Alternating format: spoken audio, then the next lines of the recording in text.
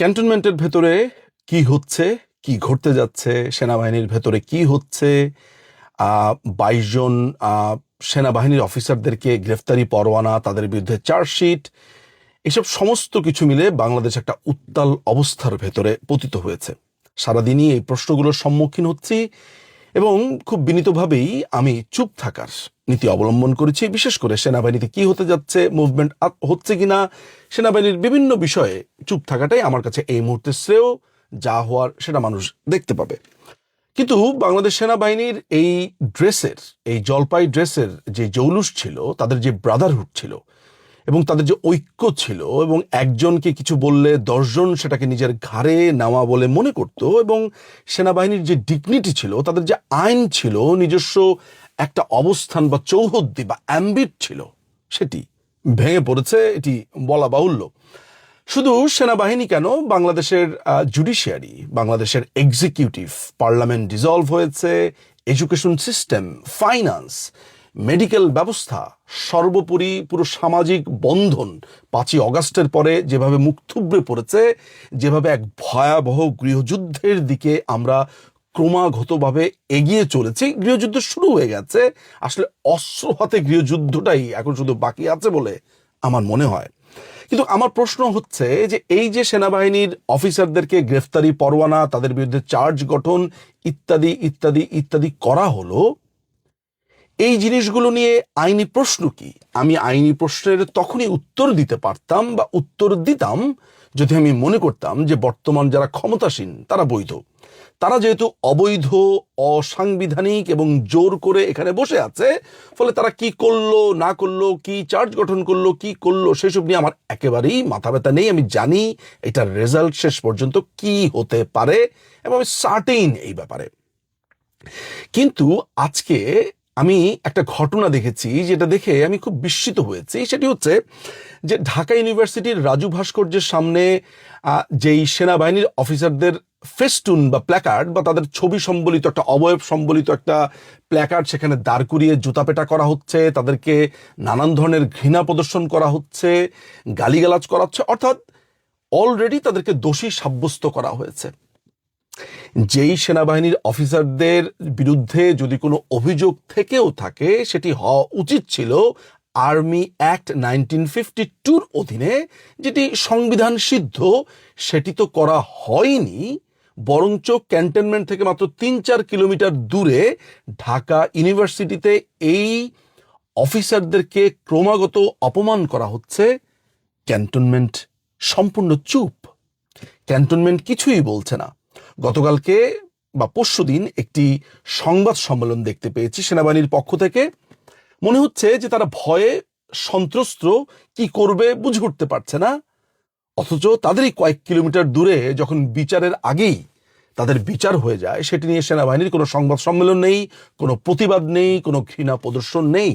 অথচ আমরা জানি বাংলাদেশের সংবিধান কিংবা ইন্টারন্যাশনাল যে কোনো ধরনের লিগ্যাল নর্মসের ভেতরে প্রচলিত কথাটি হচ্ছে presumption of innocence, not guilty before the trial. Trial শেষ হওয়ার পরে কেউ গিলটি না, এটাই ধরে নেওয়ার কথা বা ধরে নেওয়া উচিত। কিন্তু বাংলাদেশের ক্ষেত্রে দেখতে পাচ্ছি যে সার্বভৌমত্ব বা দেশের সার্বভৌমত্ব যারা রক্ষা করেছে, দেশের যেই এই অফিসাররা আছে, কৃতি সন্তানরা আছে, তাদেরকে অপমান করছে ঢাকা ইউনিভার্সিটিতে।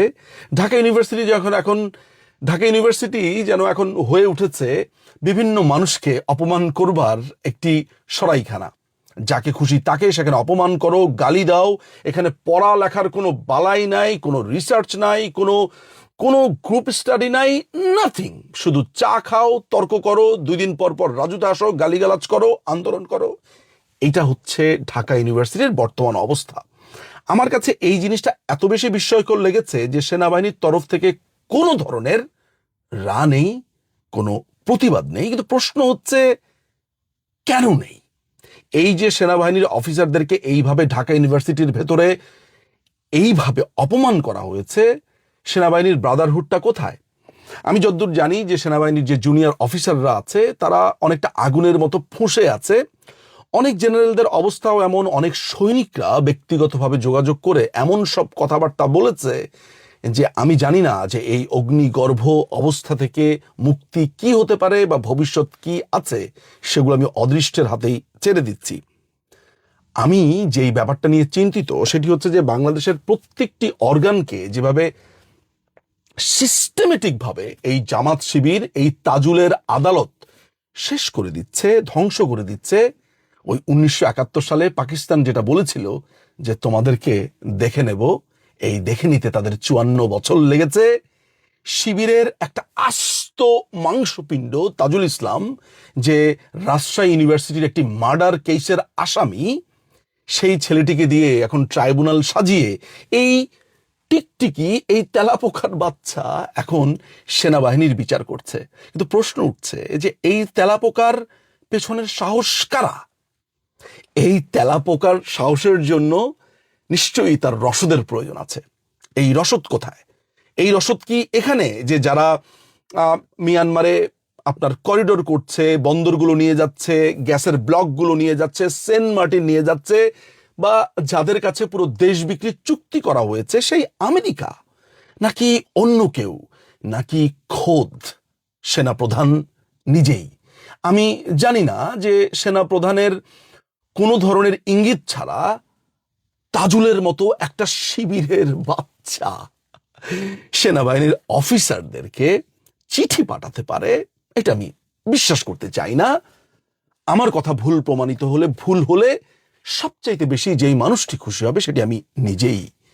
আমি এটি মানুষকে ভাবতে বলবো যে সেনাবাহিনীকে তাহলে ভেঙে দিতে চাচ্ছে। এই সেনাবাহিনীকে ভেঙে দিয়ে কি উদ্ধার করতে চাচ্ছে? আমাদেরকে কি বাইরের কোনো শত্রু হঠাৎ করে আক্রমণ করবে, এই ধরনের কোনো ফন্দি করা হচ্ছে? নাকি ওয়াকার চরম লেভেলের একজন বোকা, নাকি অসম্ভব বুদ্ধিমান? কোনটা? আমি এই সমস্ত চিন্তার ভার দর্শকদের কাছে ছুড়ে দিতে চাই এবং আরেকবার মনে করিয়ে দিতে চাই যে একজন মানুষের বিচারের আগেই তাকে গিল্টি করে ফেলা হয়েছে ঢাকা ইউনিভার্সিটিতে, অর্থাৎ সেনাবাহিনীর অফিসারদেরকে অপমানের চূড়ান্ত। কিন্তু সেনাবাহিনী চুপ কেন? এই নীরবতা কি কি বলে দিয়ে যায়? দর্শক ভাবতে থাকুন। অনেক ধন্যবাদ।